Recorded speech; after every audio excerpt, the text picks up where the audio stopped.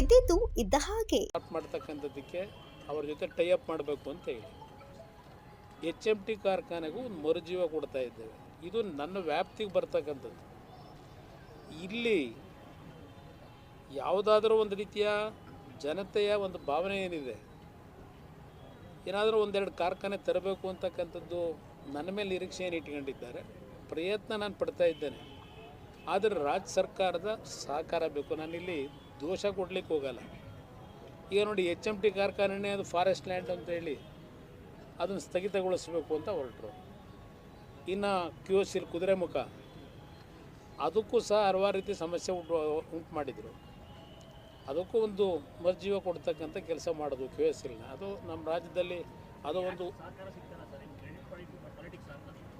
ಅದು ನಾನು ಈಗ ಅದು ಯಾವುದಕ್ಕೂ ಚರ್ಚೆಗೆ ನಾನು ಹೋಗೋದಿಲ್ಲ.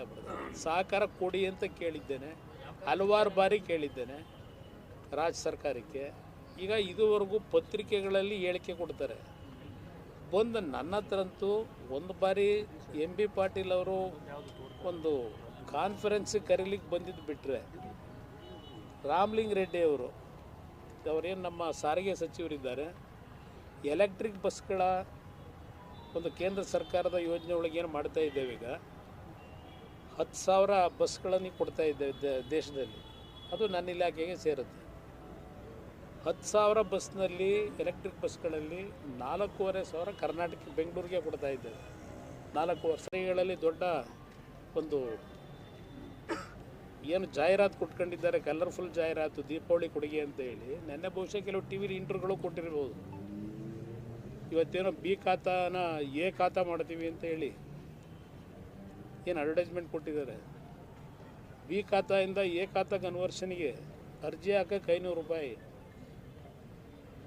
ನಂತರ ಆ ಪ್ರೋಸೆಸ್ಸಿಗೆ ಗೈಡೆನ್ಸ್ ವ್ಯಾಲ್ಯೂ ಏನಿದೆ 5% ದುಡ್ಡು ಕಟ್ಟಿ ಅಂತ ಹೇಳ್ತಾ ಇದ್ದಾರೆ. ಅಂದರೆ ಒಬ್ಬ ಬೆಂಗಳೂರು ನಗರದಲ್ಲಿ ಯಾವುದೋ ರೆವಿನ್ಯೂ ಸೈಟ್ ತಗೊಂಡು ಇಲ್ಲಿವರೆಗೆ ಕಾರ್ಪೊರೇಷನ್ಗೆ ಟ್ಯಾಕ್ಸ್ ಕಟ್ಕೊಂಡು ಬರ್ತಾ ಇದ್ದಾನೆ ಅಂಥ ಒಂದು ವ್ಯಕ್ತಿಗಳಿಗೆ ಏನೋ B ಖಾತಾಯಿಂದ A ಖಾತಾ ಮಾಡಿಕೊಡ್ತೀವಿ, ಇದು ದೀಪಾವಳಿಯ ದೊಡ್ಡ ಕೊಡುಗೆ ಕೊಡ್ತಾ ಇದ್ದೀವಿ ನಿಮ್ಮ ಹುಡುಗರೆ ಅಂತ ಹೇಳಿ ಗೈಡೆನ್ಸ್ ವ್ಯಾಲ್ಯೂ ಏನು ಫಿಕ್ಸ್ ಮಾಡೋರಲ್ಲ, ₹2,00,000 ಆ 30-40 ಸೈಟ್ನ A ಖಾತೆಗೆ ಹೇಳ್ತಾರೆ. ಮೊನ್ನೆ ಬಂದವರು ನನ್ನ ಆರೋಗ್ಯ ವಿಚಾರಿಸೋಕೆ ಬಂದಂಥ ಕಾಂಗ್ರೆಸ್ ಮುಖಂಡರು, ಮಾಜಿ ಮಂತ್ರಿಗಳೊಬ್ಬರು, ನಿನ್ನ ಕಾಲದಲ್ಲಿ ಏನು 500 ಕೋಟಿ ಕೊಟ್ಟೆ 14 ತಿಂಗಳಲ್ಲಿ, ಅದೇ ಇವತ್ತು ಕೆಲಸ ನಡೀತಿರೋದು ಅಂತ ಹೇಳ್ತಾರೆ. ಕಾಂಗ್ರೆಸ್ನ ಒಬ್ಬರು ಹಿರಿಯ ನಾಯಕರು. ಇದು ನಾನು ಕೊಟ್ಟಿರ್ತಕ್ಕಂಥ ಕಾರ್ಯಕ್ರಮ. ಇವರಿಂದ ಕಲ್ತ್ಕೋಬೇಕಾಗಿತ್ತು. ಇನ್ನು ಬರ್ತಾ ಇರ್ತೀನಿ, ಅದೆಲ್ಲ ನೋಡಿ. ನನಗೆ RSS ಬಾನು ಮುಷ್ಟಾಕ್ದು ಇವೆಲ್ಲ ನಾನು ಪ್ರಾಮಿನೆನ್ಸ್ ಕೊಡಲ್ಲ. ನನಗೆ ಬೇಕಾಗಿರೋದು ಸರ್ಕಾರ ನಡೀತಾ ಇದೆ. ಇವತ್ತು ರಾಜ್ಯದಲ್ಲಿ ಈ ಮಳೆಯ ಅನಾಹುತಗಳಿಂದ ಏನೇನು ಜನಗಳ ರೈತರು ಇವತ್ತು ಸಂಕಷ್ಟದಲ್ಲಿದ್ದಾರೆ, ಮೊದಲು ಅದರ ಬಗ್ಗೆ ಗಮನ ಹರಿಸಿ, ಇವೆಲ್ಲ ಆಮೇಲೆ ಚರ್ಚೆ ಮಾಡೋಣ.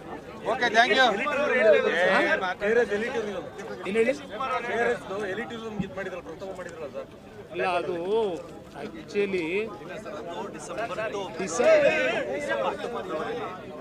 ಇಲ್ಲ ಅದು ಏನಾಗಿದೆ, ಏದು ಹೆಲಿಕಾಪ್ಟರ್ ತರಿಸ್ಬೇಕು. ಅದಕ್ಕೆ ಮೊನ್ನೆ ನಾನು ಸಿವಿಲ್ ಏವಿಯೇಷನ್ ಮಿನಿಸ್ಟರ್ ಜೊತೆ ಮಾತಾಡಿದ್ದೀನಿ. ಅದು ಹೊಸದಾಗಿ ಯೋಜನೆ ತರೋದಕ್ಕೋಸ್ಕರವಾಗಿ ಇವತ್ತು ಆ ಒಂದು ಕಂಪ್ನಿನ ಸೆಟಪ್ ಮಾಡ್ತಾ ಇದ್ದಾರೆ.